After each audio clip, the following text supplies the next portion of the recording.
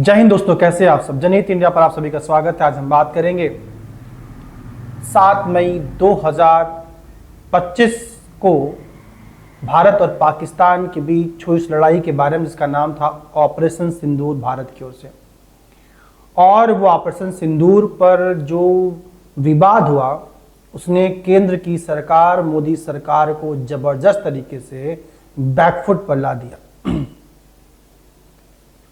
अंतर्राष्ट्रीय स्तर पर दो ऐसे बड़े देश हैं जिन्होंने ये दावा किया कि ऑपरेशन सिंदूर को रुकवाने में उन देशों ने मध्यस्थ की भूमिका निभाई और उनके हस्तक्षेप के कारण ही ये लड़ाई रुकी, वरना अगर वो हस्तक्षेप नहीं करते तो ये लड़ाई बहुत दूर तक जाती।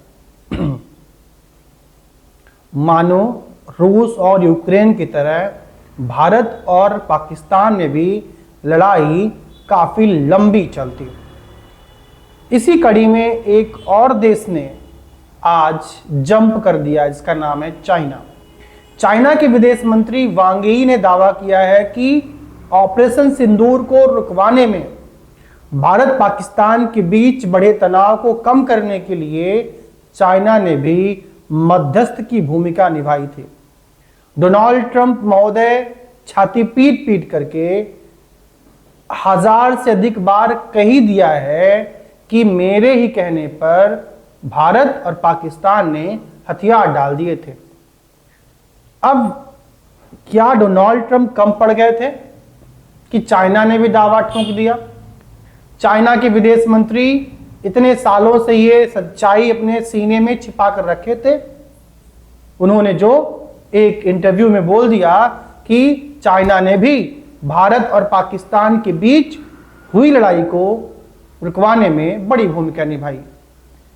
अब विपक्षियों ने बीजेपी सरकार को, नरेंद्र मोदी की सरकार को घेरना शुरू कर दिया है कि बाबू बताइए कि आखिर ऑपरेशन सिंदूर को रुकवाने में किसकी भूमिका थी। तो माननीय प्रधानमंत्री नरेंद्र मोदी जी ने संसद में आकर के खुल के कहा था कि भारत किसी तीसरे पक्ष के हस्तक्षेप को स्वीकार नहीं करता। तो मोदी जी ने संसद में तो अपना बयान दे ही दिया था। कोई तीसरा पक्ष कोई कुछ भी बोलता रहे, भारत ने ये कह दिया है, दो टूक कह दिया है कि नहीं ट्रंप, नहीं वांग यी, नहीं कोई किसी का हस्तक्षेप भारत स्वीकार नहीं करता। हम द्विपक्षीय कार्रवाई करते हैं और द्विपक्षीय ही हम स्वीकार करते हैं। पाकिस्तान खुद ही घुटनों के बल गिड़गिड़ा करके आया। वहां के डीजीएमओ ने भारत के डीजीएमओ को कॉल किया और कहा, महोदय मेरे पास खाने को नहीं है, लड़ाई क्या मैं खाक करूंगा आपसे? तो भारत ने कहा तथास्तु, जाओ तुम जी लो जिंदगी अपनी। लेकिन हमारे विपक्षी नेताओं के पेट में बड़ा दर्द होता है। वांग यी ने कहा इधर हमारे विदेशी मेहमानों की तरह हमारे देश के अपने नेता ही हम पर हमलावर हो बैठते हैं कि बताओ कि किसने मध्यस्थ की भूमिका निभाई, कि अमेरिका ने कि चाइना ने। दोस्तों ये बड़ा मसला बनता जा रहा है कि ऑपरेशन सिंदूर में किसने मध्यस्थ की भूमिका निभाई। रघुराम राजन ने तो यहां तक कह दिया कि डोनाल्ड ट्रंप का टैरिफ बढ़ाने का कारण कुछ और नहीं, वो खुन्नस थी किसकी? डोनाल्ड ट्रंप और प्रधानमंत्री मोदी की। मोदी ने नवाज शरीफ की तरह ये नहीं कहा कि मेरे माई बाप ट्रंप ने ही युद्ध रुकवा दिया। मोदी ने बिल्कुल नहीं कहा। जब ये बात मोदी जी ने नहीं कही तो ट्रंप बाबू को मिर्ची लग गई और ट्रंप बाबू ने कहा नहीं, जो भारत पाकिस्तान के बीच लड़ाई थी उसको मैंने रुकवाया था।